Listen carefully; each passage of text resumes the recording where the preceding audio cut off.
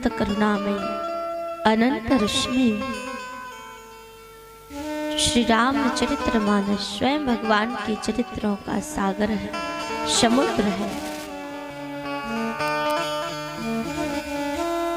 भाव से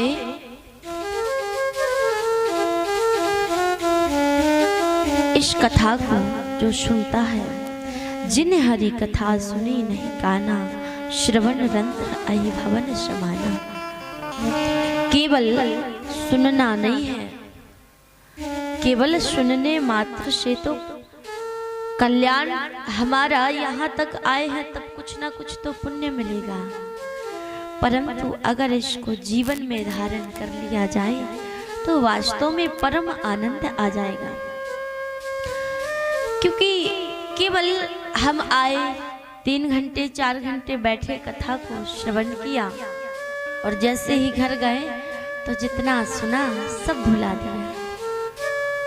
बस ये देखा कि लास्ट में आज कौन सी झांकी बनी थी, आज सीताराम जी का विवाह हुआ था, कल प्रभु का वनवास हुआ था, फिर ये कथा हुई, फिर वो कथा हुई, लास्ट का याद रख लिया, बाकी जो बताया सब गोलमाल हो गया। तो ऐसा नहीं करना, ऐसा करने से हानि होगी। सती जी कथा सुनने गई थी, कथा में मन नहीं लगा, अंत में क्या हुआ उसका भी परिणाम भोगना पड़ा। तो कथा में आने पर ध्यान से भाव से उसको श्रवण करना है, मनन करना है, डूब कर। एक बार एक बड़ा अच्छा मूर्तिकार था, उस मूर्तिकार ने बड़ी प्यारी सी 2 मूर्तियां बनाई और दोनों मूर्तियां एकदम सेम, कोई फर्क नहीं था,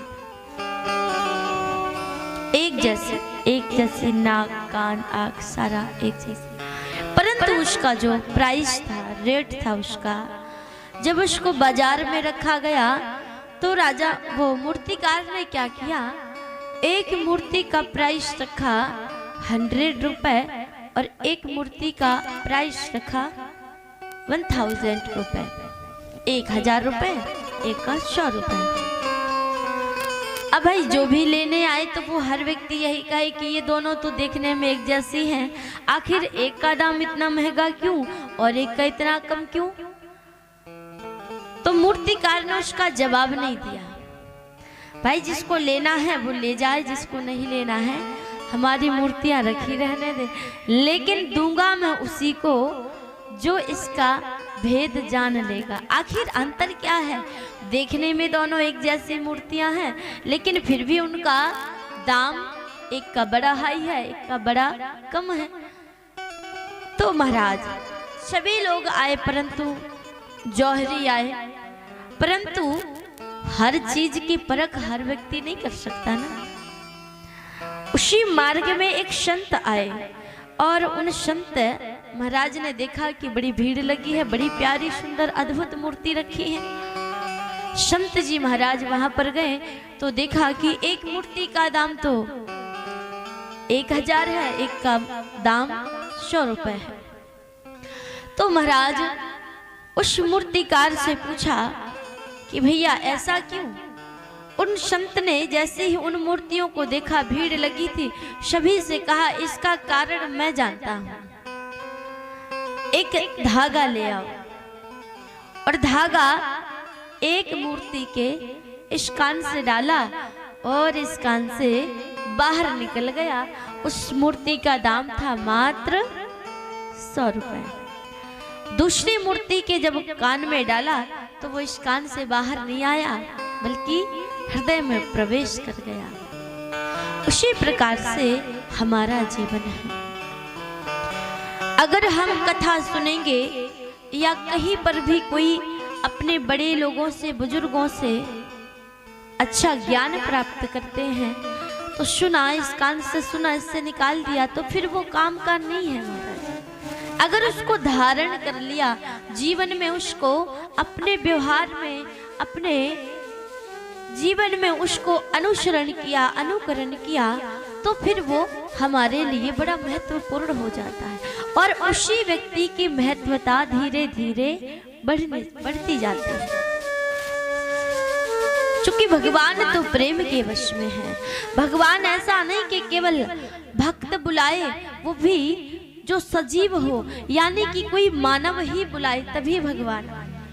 भगवान तो किसी पशु के बुलाने पर भी आ जाते हैं। गजराज को मगरमच्छ ने पकड़ लिया तो गजराज ने पुकार की, नारायण तक पुकार पहुंची। कश्य माता, कश्य पिता, कश्य भाई सहोदरा। इस संसार में क्या माता, क्या भाई, क्या पिता, जो सगे संबंधी हैं, जब तक हाथ पैर चलेंगे, आपका शरीर काम करेगा, आपका शरीर स्वस्थ रहेगा, तभी तक ये प्रेम बढ़ता जाता है। और जैसे ही हमारा शरीर खिन्न हो जाता है, किसी काम का नहीं रहता, उस समय हमारे बेटे, बहू, माता, पिता वो भी सोचते हैं कि महाराज कब भगवान इनकी सुन ले।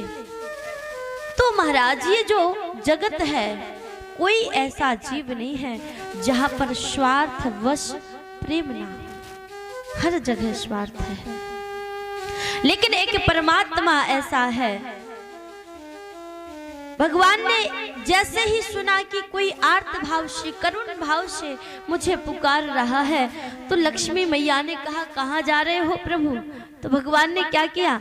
हाथी कहीं धाये प्रभु, गज को देखे निराश, हाँ बोले बैकुंठ में थी हाथी के पास।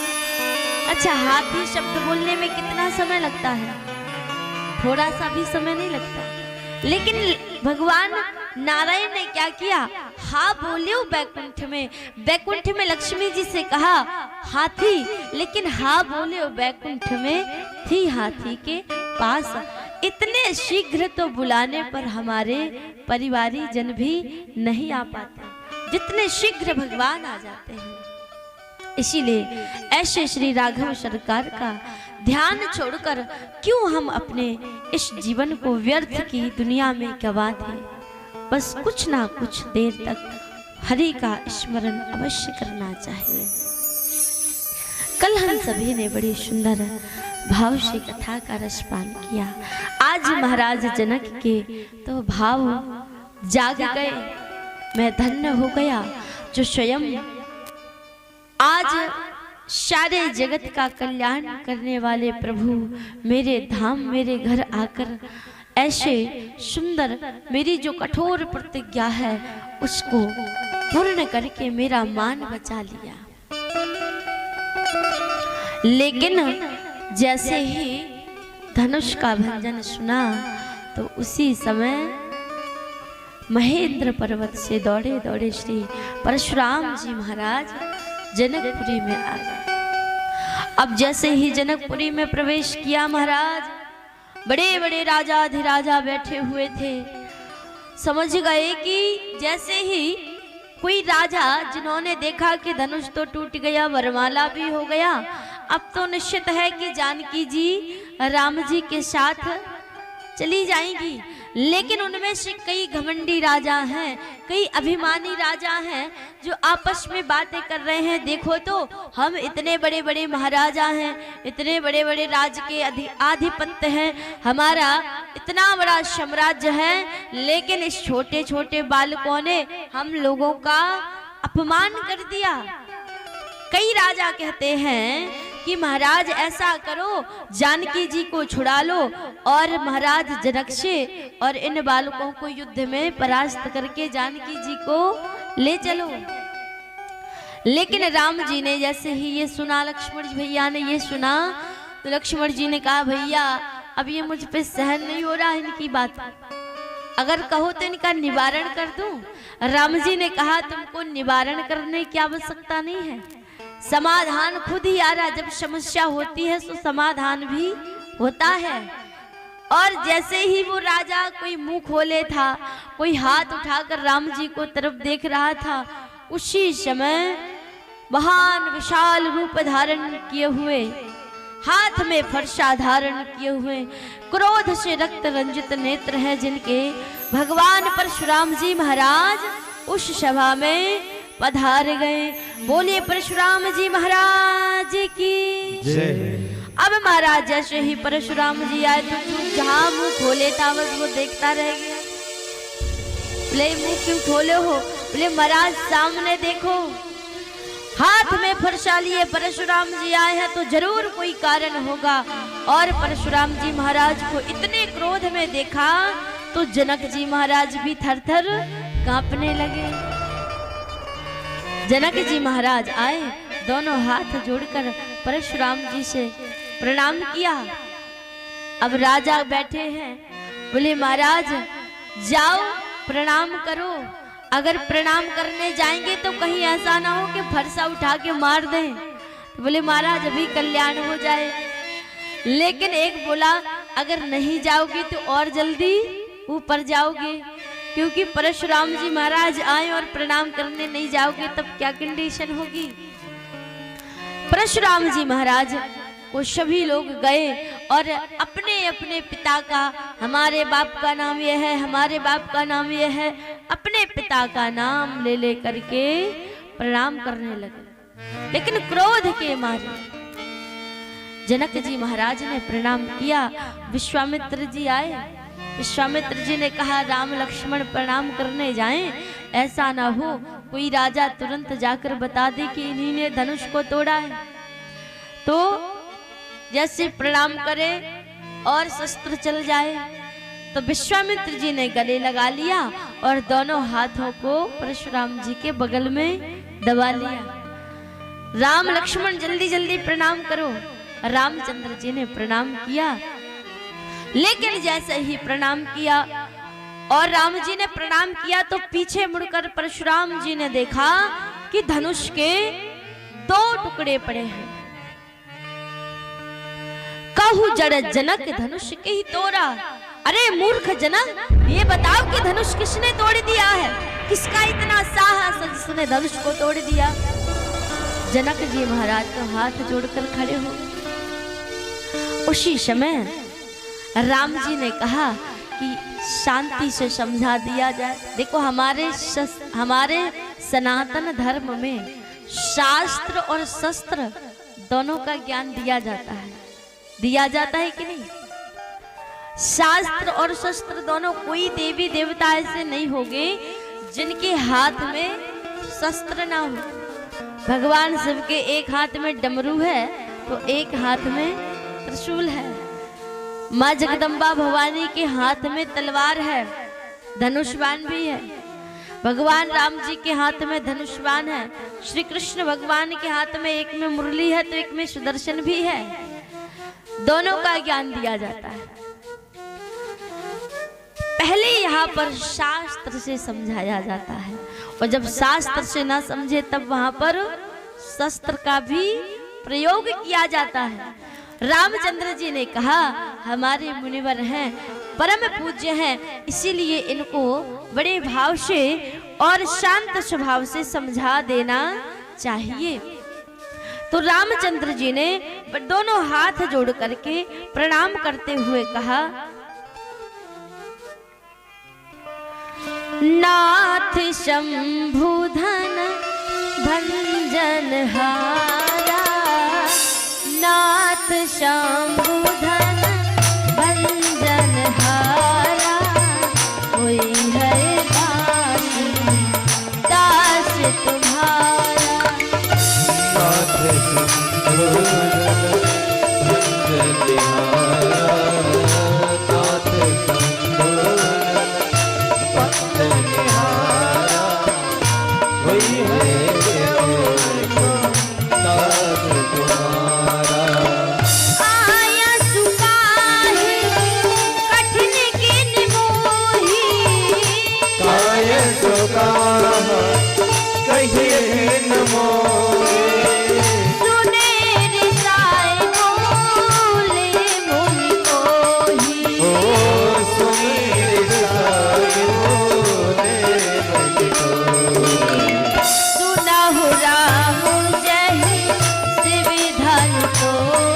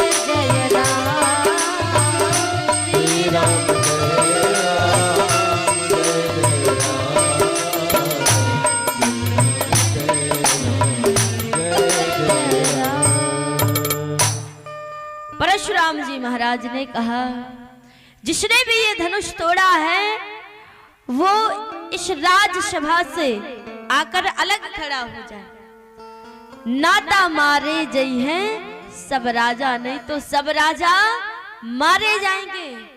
अब जैसे ही ये बात कही तो सब राजा विचार करने लगे, बोले महाराज हमने तो पहले ही कहा था कि चलो, जब यहाँ पर कोई काम होने वाला नहीं, धनुष टूटने वाला नहीं, तो पहले ही चलो, पर तुम्हें तो तमाशा देखने की पड़ी थी।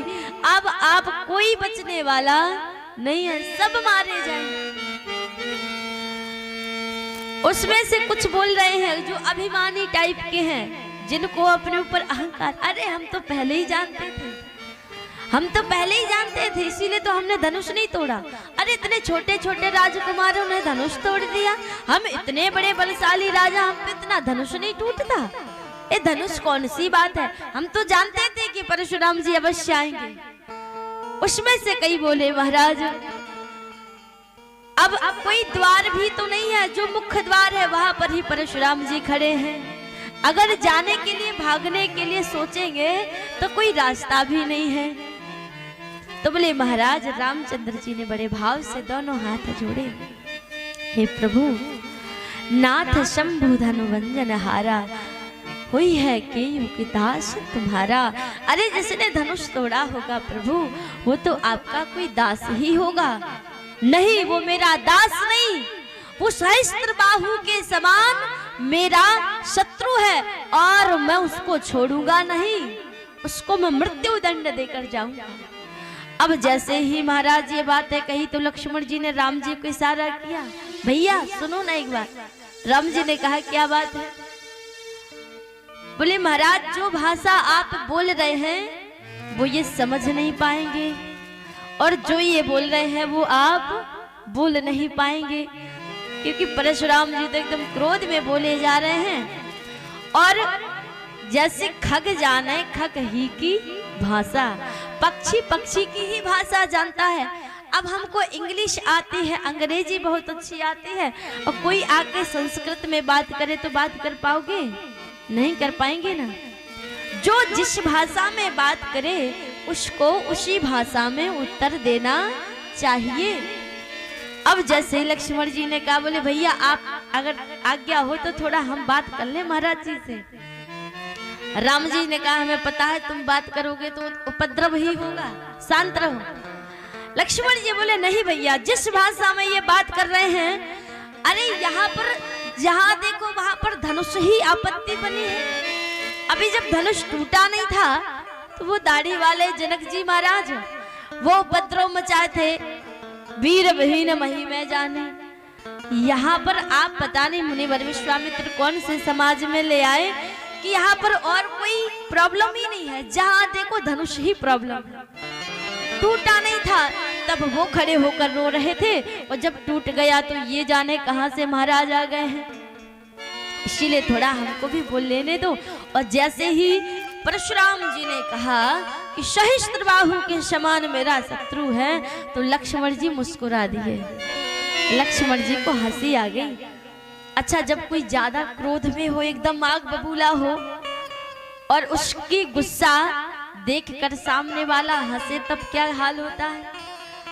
फिर तो उसको और एकदम, अब परशुराम जी एकदम भनभनाए जा रहे हैं और लक्ष्मण जी हंसे जा रहे हैं। तो लक्ष्मण जी को देखकर परशुराम जी को और क्रोध आया। तब लक्ष्मण जी ने कहा, बहु धनुइया तोरी लड़काई, अस ऋष कबहु न कीन गुसाई। अरे ऐसे धनुष हमने न जाने कितनी बार तोड़े हैं, परंतु किसी ने आज तक ऐसा कभी क्रोध नहीं किया। अरे ये पुराना जीव धनुष तोड़ दिया तो आपको बड़ा क्रोध आ रहा है। अच्छा ये बताइए, धनुष आपका है? तो जनक जी वो परशुराम जी बोले कि नहीं महाराज, मेरा धनुष नहीं है, हमारे गुरु जी का धनुष है। आपको दिया था? नहीं दिया था। आपका धनुष नहीं है, आपको दिया नहीं है, फिर आपको इतना गुस्सा क्यों आ रहा है? और जैसे ही महाराज ये बातें सुनी तो परशुराम जी का क्रोध और बढ़ता जा रहा है, लेकिन लक्ष्मण जी चुप नहीं हो रहे। छुअत टूट रघुपत ही न दोसु, छुअत टूट रघुपति न दोषु, छुअत टूट रघुपत ही न दोसु, छुअत रघुपति न दोषु, मुनि बिनु काज करई कर तोसु, काज करे कर दोषु, बोले चितई परस की ओरा, बोले चितई परस की ओरा, रे सठ सुनहु सुभावन मोरा, रे सठ सुनई सुभावन मोरा, बाल ब्रह्मचारी अति कोही, बाल ब्रह्मचारी अति कोही, विश्वविदित क्षत्रिय कुल द्रोही, विश्वविदित क्षत्रिय कुल द्रोही, सहस बाहु भुज छेदनिहारा, सहस बाहु भुज छेदनिहारा, परशु बिलोक महीप कुमारा, कनक बिलोक महीप कुमारा, बिहस लखन बोले मृदुबानी, लखन बोले मृदुबानी, अहो मुनीश महाभट मानी, अहो महेश महावत मानी, पुण्य पुण्य मोह दिखाव कुठारू, पुनि पुनि मोहित गावत दारू, चाहत उड़ावन फूक पहारू, सहस रावण भोग पहारू, देख कुठारू सरासन बाना, एक दुरार सरासन बाना, मैं कछु कहा सहित अभिमाना, एक दुरा करे रघुराना, अपने मुख से आपन करनी, अपने मुख से आपन करनी, पार अनेक भांति बहुबरनी, मारे हरे महात्मा करनी, जय सिया राम जय जय सिया राम, जय सिया राम जय सिया राम, जय सिया राम जय जय सिया राम, जय सिया राम जय सिया राम, जय सिया राम जय जय सिया राम। अब बार बार परशुराम जी महाराज क्या कर रहे हैं?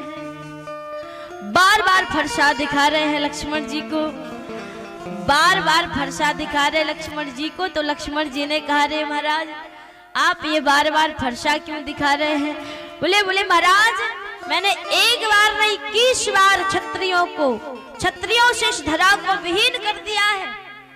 सहस्त्रबाहु पर विजय प्राप्त करने वाले परशुराम के सामने तुम खड़े हो नहीं जानते हो। अब जैसे ही लक्ष्मण भैया ने ये कहा तो परशुराम जी ने जब ये कहा तो लक्ष्मण जी हंसने लगे।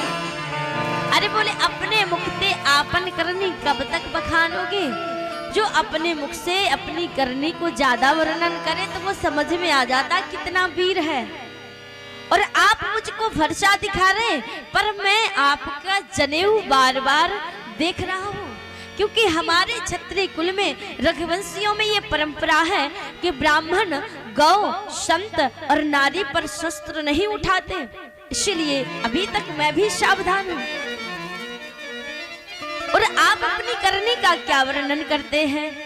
अरे जिसने अपनी माता का ही शीश काट दिया हो वो क्या बलवान हो सकता है? और जैसे परशुराम जी से कहा तो और क्रोध आ गया।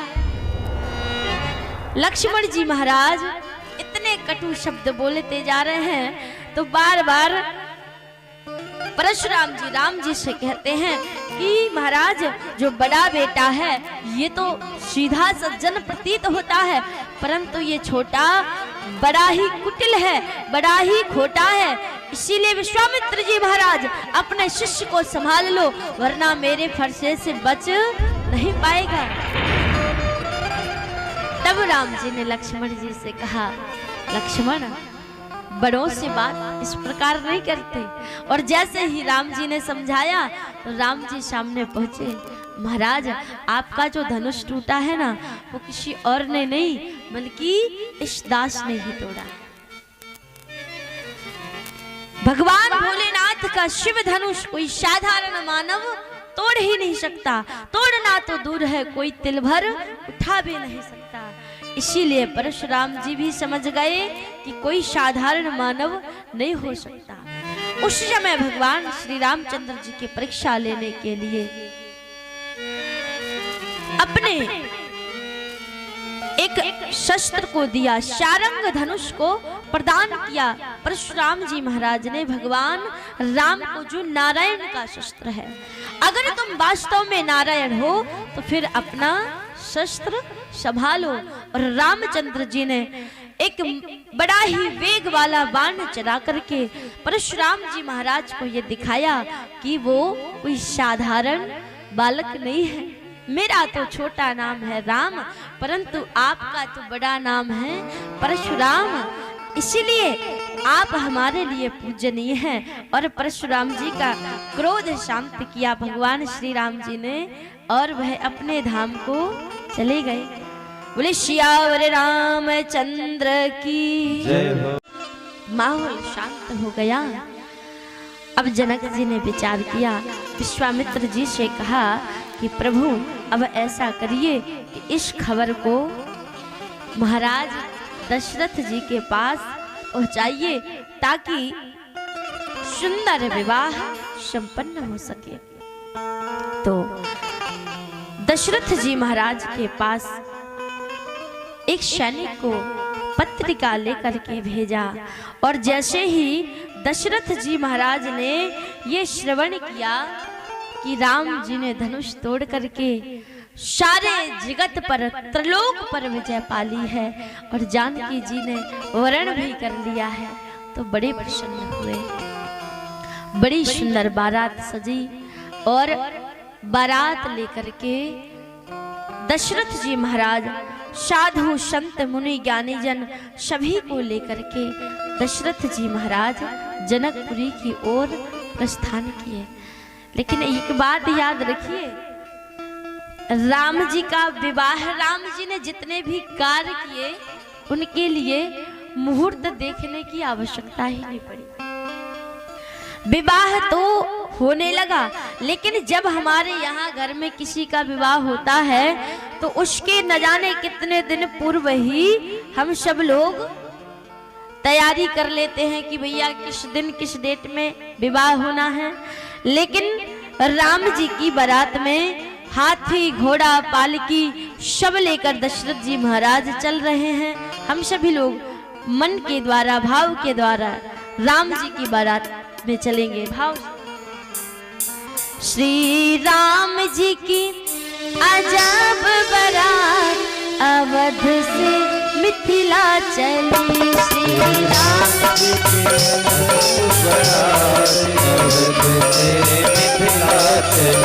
श्री राम जी की अजब बारात अवध से मिथिला चली। श्री राम जी की अजब बारात अवध से मिथिला चली। ओ हाथी घोड़ा रथ और पालकी, हाथी घोड़ा रथ और पालकी, हाथी घोड़ा रथ और पालकी, हाथी घोड़ा रथ और पालकी, हो चढ़ चढ़ कर इतरात अवध से मिथिला चली।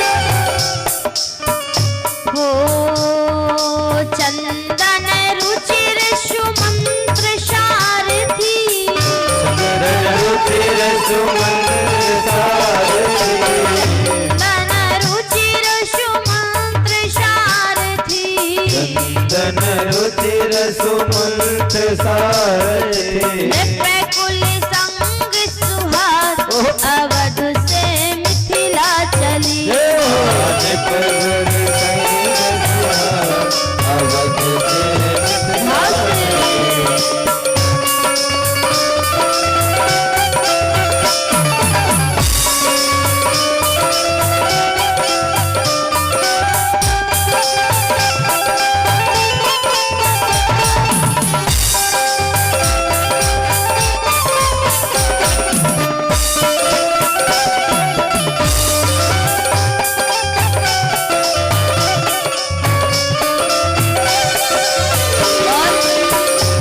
महाराज जैसे ही पहले गांव में बारात ने प्रवेश किया तो गांव वाले सब खड़े हो गए और कहने लगे, भैया देखो, जब बारात कहीं जाती है तो सबसे पहले क्या देखते हैं? क्या देखते हैं? बोलो ना, तेज बोलो, क्या देखते हो? वर देखते हो ना, दूल्हा देखते हो ना। अब भैया बोले, महाराज दूल्हा तो देखते हैं तो गांव की जो माताएं होती वो तो खासकर दूल्हा देख नहीं आती। अब जो गांव के नगरवासी अगल बगल खड़े हैं, आगे बाबा पीछे बाबा, वर पर कोई ठिकाना ही नहीं, वर कहाँ है। अब आगे वाले बराती जो दाढ़ी वाले बाबा थे उनसे पूछा, भैया ये बताओ दूल्हा कहाँ है? अब बाबा सटपटा गए, भैया दूल्हा तो है ही नहीं, बिना दूल्हे की बारात जा रही है। पहली बार राम जी की देख लीजिए, दूल्हा पहले ही पहुंच गया एडवांस में। अब उनने कहा, आगे वाले बाबा कहते, महाराज दूल्हा जो है ना पीछे आ रहा है, सबसे पीछे। अब जैसे ही बारात पीछे आई तो पीछे वाले बाबाओं से पूछा, बाबा जी दूल्हा तो दिखाई नहीं दिया। अब पीछे वाले सटपटा गए, बोले महाराज दूल्हा तो है ही नहीं, क्या करें? तो बोले, महाराज ऐसा है कि दूल्हा आगे भी बारात थी, पीछे भी बारात थी, दूल्हा बीच में निकल गया, आपने देख नहीं पाया। तो बोले, महाराज इस प्रकार से हो हाथ में माला, भाल में चंदन, हाथ में माला, भाल में चंदन, हाथ में माला, भाल में चंदन, हाथ में माला, भाल में चंदन, वो सब दाढ़ी, सब दाढ़ी बाल दिखा, अवध से मिथिला चली, सब दाढ़ी बाल दिखाते अवध से मिथिला जय हो।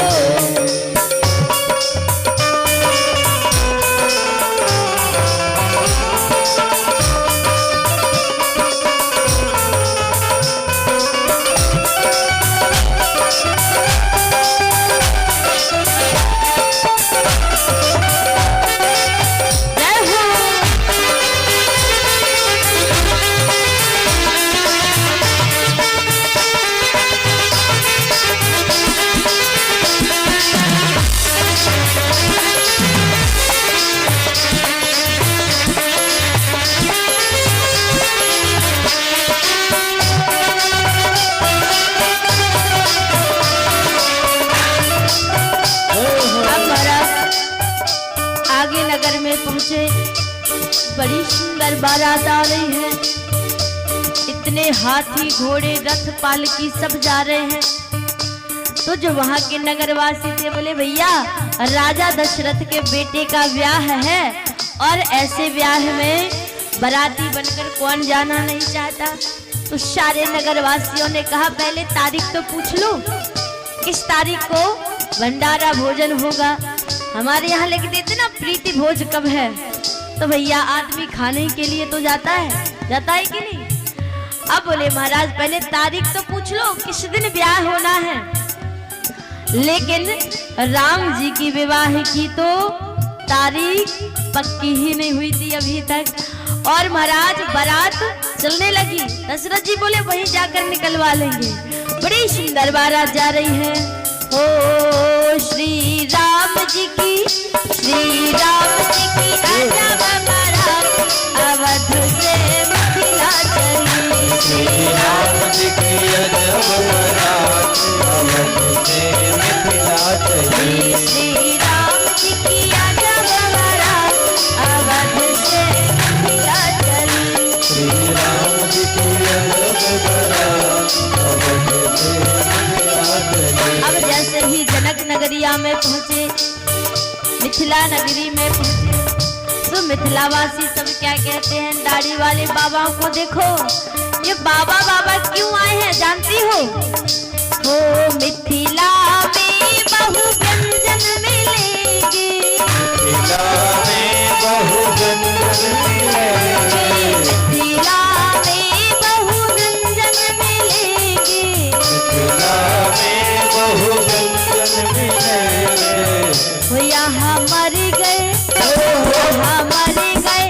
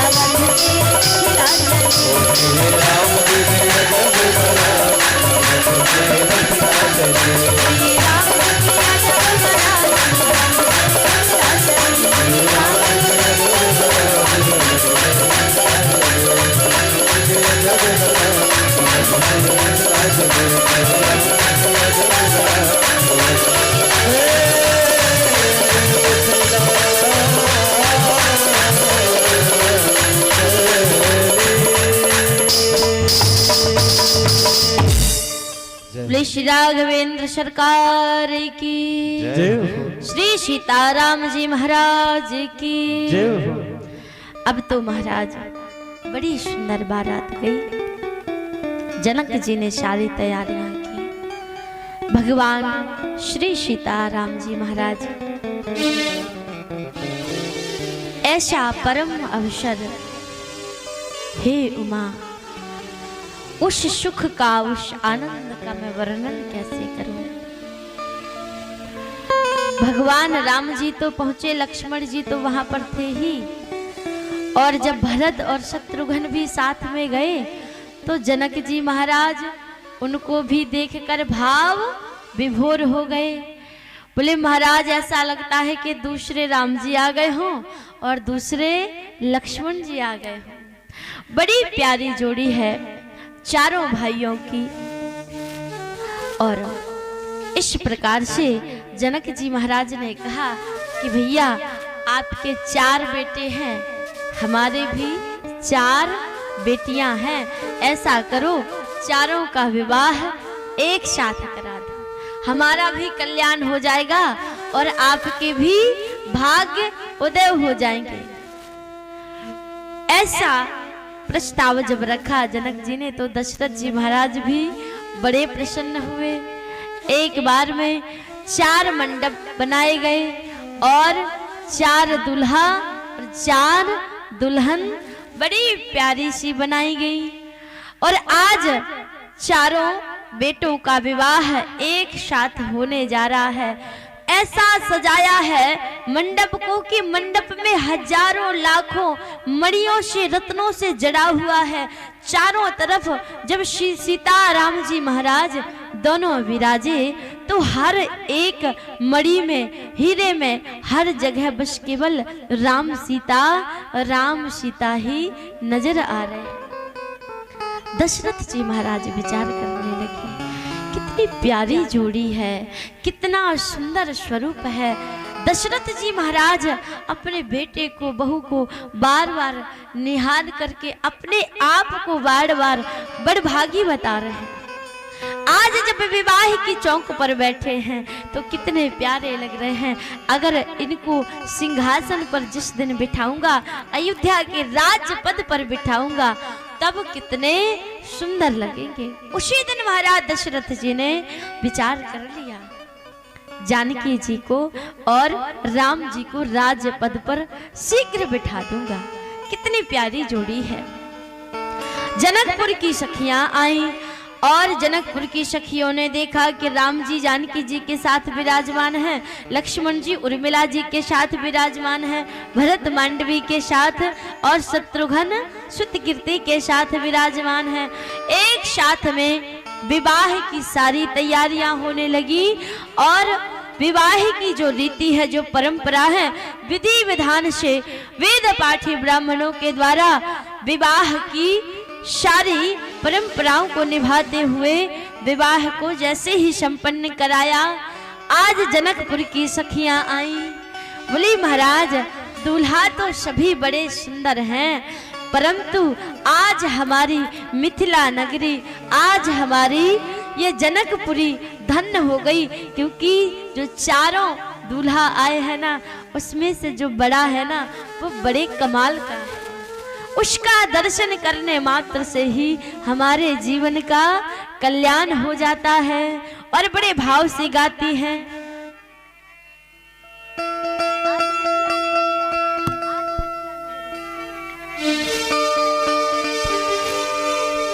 आज मिथिला